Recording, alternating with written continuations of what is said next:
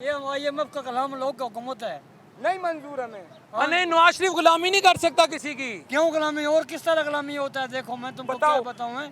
और किस तरह गुलामी वो आंखों में आंखें डाल के बात करता है। बस छोड़ो, बात करता है, बात करने से क्या है? उधर तो मुझसे माल खाता है, तो और किस तरह वो गुलामी पर्ची होता है? पकड़ के बात करता है, पर्ची उसको पढ़ना नहीं आता, फिर साथ पानी उठाता है, पीता है, फिर रख देता है। हैं? यार उसका नहीं होना तालीम चाहिए नहीं है। ऐसे। ये बजट चाचा तेरे हालात बेहतर करने आया है, मैं तो मुबारकबाद देने आया था सबको। हाँ, ओ सर आपका अभी कोई सर फाड़ देगा। मजदूर वास्ते क्या किया उसने? हैं? देखो ये तुम्हारा तनख्वाह उसने बढ़ाया, आप सरकारी है, सरकार सब, बिल्कुल। सरकार को ये बढ़ाया, बात थी समझ ना, आज गए? मैं सुन रहा तो था। मजदूरों के वास्ते तुमने किया आप- किया है? 37,000 कर दिया मजदूर की उजरत, कम से कम 32 से 37। यार बातें करने से है ना, मजदूर को तुम देगा 37,000 कर दिया, उसमें टैक्स कितने लगा दिए? की कह रहे हो?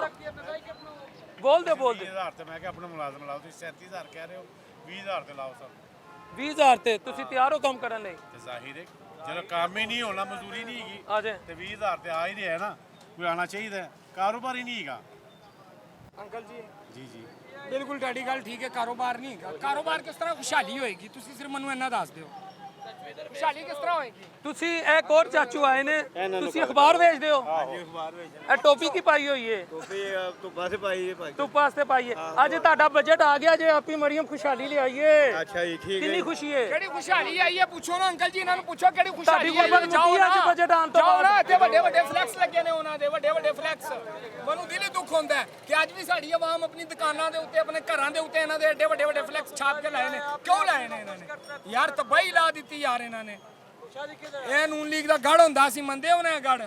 ਅੱਜ ਜਾ ਕੇ ਅੰਦਰ ਪੁੱਛ ਲਓ, ਇੱਕ ਬੰਦਾ ਵੀ ਕਹੇਗਾ ਕਿ ਮੈਂ ਨੂਨ ਲੀਗ ਨੂੰ ਸਪੋਰਟ ਕਰਨਾ ਵਾ, ਤੇ ਗੱਲ ਹੋਈ। 100 ਦੇ ਵਿੱਚੋਂ 5% ਹੋਣਗੇ ਤੇ 95% ਕਹਿਣਗੇ ਸਾਡੇ ਹੱਥ ਖੜੇ ਨੇ। ਇਸ ਤਰ੍ਹਾਂ ਨਹੀਂ ਹੁੰਦਾ ਯਾਰ। ਤੁਸੀਂ ਮੈਨੂੰ ਸਿਰਫ ਇੰਨੀ ਗੱਲ ਦੱਸ ਦਿਓ ਬਿਲਾਲ ਭਾਈ, ਕਿ ਜਿਹੜੇ ਵਜ਼ੀਰ ਆਜ਼ਮ ਦੀ ਸਾਰੀ ਪ੍ਰਾਪਰਟੀ ਬਾਹਰ ਪਈ ਹੈ ਕਿ ਨਹੀਂ ਪਈ? ਤੇ ਇੱਥੇ ਆ ਕੇ ਵਜ਼ੀਰ ਆਜ਼ਮ, ਵਜ਼ੀਰ ਆਲਾ, ਫਿਰ ਬਜਟ ਤੇ ਫਿਰ ਕਰਜ਼ਾ। ਯਾਰ ਕਿਉਂ ਆਪਣੀ ਪ੍ਰਾਪਰਟੀ ਲਿਆਣ ਪਾਕਿਸਤਾਨ ਦੇ ਵਿੱਚ? ਮੈਂ ਕਸਮ ਖਾ ਕੇ ਕਹਿ ਸਕਣਾ ਵਾਂ, ਕਸਮ ਖਾ ਕੇ, ਸਾਰੇ ਸੁਣ ਲਓ, ਇਹ ਆਪਣੀ ਪ੍ਰਾਪਰਟੀ ਲੈਣ ਬਿਲਾਲ ਭਾਈ, ਇਹ ਆਪਣੀ ਪ੍ਰਾਪਰਟੀ ਲੈਣ। ਇਮਰਾਨ ਖਾਨ ਸਿਆਸਤ ਛੱਡ ਦੇਗਾ। ਉਹ ਇਹਨਾਂ ਨੂੰ ਕਹੇਗਾ ਤੁਸੀਂ ਦੋਵੇਂ ਜਣੇ ਨਾ 5 ਸਾਲ ਤੂੰ ਕਰ, 5 ਸਾਲ ਤੂੰ ਕਰ, ਮੈਂ ਬਹਿ ਕੇ ਵੇਖਾਂਗਾ। ਖਾਨ ਨੂੰ ਨਹੀਂ ਲੋੜ।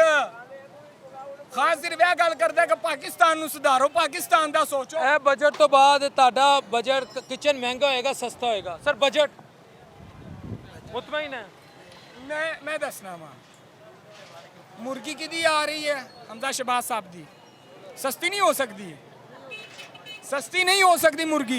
और उधर मजदूरों के पास चले, मजदूर आदमी मस्जिद महंगी हुई। फिर हम आगे जाएंगे जहां आम पाकिस्तानी बैठा है, क्योंकि मेरा प्रोग्राम आम पाकिस्तानी का है। कैसे देख रहे हैं सर इस बजट को?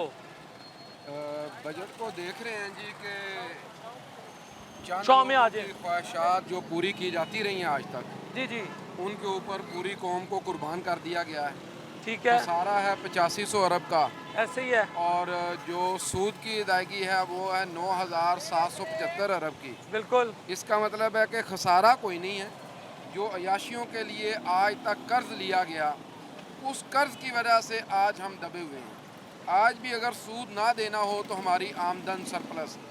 इसलिए मैं ये समझता हूँ कि ये बजट आम बंदे का बजट नहीं है, ये शराफिया का बजट है, ये अमीर लोगों का बजट है, ये उन लोगों का बजट है जिन्होंने मुल्क के साथ खिलवाड़ किया है, जिन्होंने हमारी उम्मीदों के सौदे किए हैं, जिन्होंने हमारे बच्चों का मुस्तकबिल ख़रीदा है और उसको बेचा फिर उन्होंने। ये उन लोगों का बजट है, आवाम का बजट नहीं। सर लेकिन आपी मरियम ने तो खुशखबरी सुनाई है कि नवाज शरीफ तुम्हारा, उनकी बात का जिस्ट ये है कि मियाँ साहब का शुक्रिया जिन्होंने अवाम दोस्त बजट दिया, और शहबाज पाकिस्तान भी कह रहे हैं अब हम तरक्की की तरफ गामजन हो जाएंगे।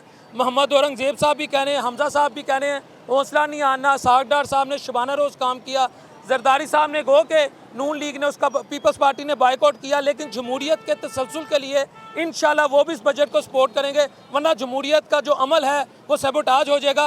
तो आप भी सपोर्ट करें, आम आदमी को कहें कि कायदीन के साथ मिलकर शबाना रोज़ गुर्बत और तंगी सहलें कौमें तंगी से बनती हैं।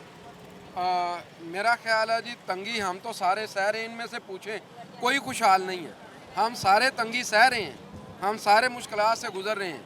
इनका एक दिन का जो मेकअप है ना जी, वो मेकअप हमारे पूरे महीने के घर के खर्च से ज़्यादा है।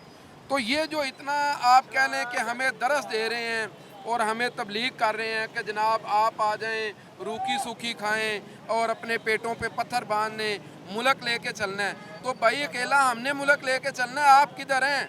आप तो हमारे हुक्मरान हैं। आए ना ज़रा शहबाज शरीफ साहब इस किसी मोहल्ले में आके अपनी रहायश रखें और इसी तरीके से मियाँ साहब इनमें आके रहना शुरू करें और फिर उसके बाद जाती उमरा को बेचें, उसके बाद अपने मॉडल टाउन के घर को बेचें, फिर जनाब जो बड़ी बड़ी इनकी बिलावल हाउस इन्होंने पूरे मुल्क में बना रखे हैं ये उनको बेचें। भाईजान ये जमहूरियत को कोई ख़तरा नहीं है, ख़तरा सिर्फ इस चीज़ को है कि ये इस बात से डरते हैं कि कहीं हमारी हुकूमतें ना जाती रहें।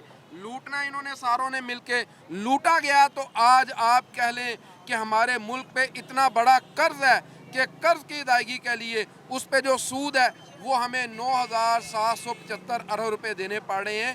अगर इन्होंने ये कर्ज ना लिया होता तो हम तो आज भी सरप्लस के अंदर थे, आज भी खुशहाल थे। तो कुर्बानी थोड़ी सी ये दें ताकि मामला बेहतर हो।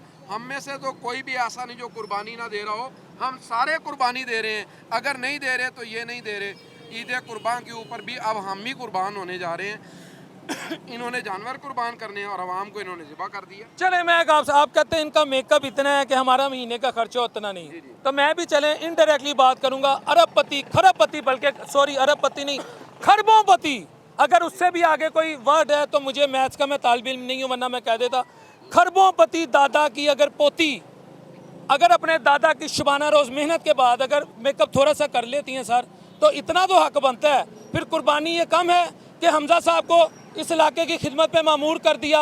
नवाज शरीफ अपनी तबीयत पे कॉम्प्रोमाइज़ करके शुबाना रोज़ काम कर रहे हैं। शहबाज पाकिस्तान हर वक्त का आज मौलाना फजल रहमान के घर चले गए मुल्क में जमहूरी अमल को मजबूत करने के लिए। सर जरदारी साहब ने यानी आले भुट्टो को कौम की खिदमत में मामूर कर दिया और क्या कुर्बानी मांग रहे हैं? धेले धेले का साहब इन्होंने दिया। हम इतने कठोर दिल क्यों हैं सर? और भाईजान असल ये है, ये धेले धेले का हिसाब दे रहे हैं। मसला हमारा जिनके पास धेला है नहीं है, हम किधर जाएं? ये तो धेले धेले का हिसाब दे देंगे। धेले का हिसाब देना आसान है, खरबों का हिसाब देना मुश्किल है। ये धेलों का हिसाब बड़ी आसानी से दे लेते हैं। कभी ये नहीं कहेंगे कि हम मुल्क के ऊपर चढ़े हुए इस खरबों रुपए के और अरबों डॉलर के कर्ज का हिसाब देंगे। ये कभी इस कर्ज का हिसाब देने के लिए तैयार नहीं होंगे। ये कहेंगे हमने एक धेले की करप्शन नहीं की, बिल्कुल सच बोलेंगे। खरबों की करप्शन के अंदर धेला आता ही नहीं मेरे भाई, वो किधर है?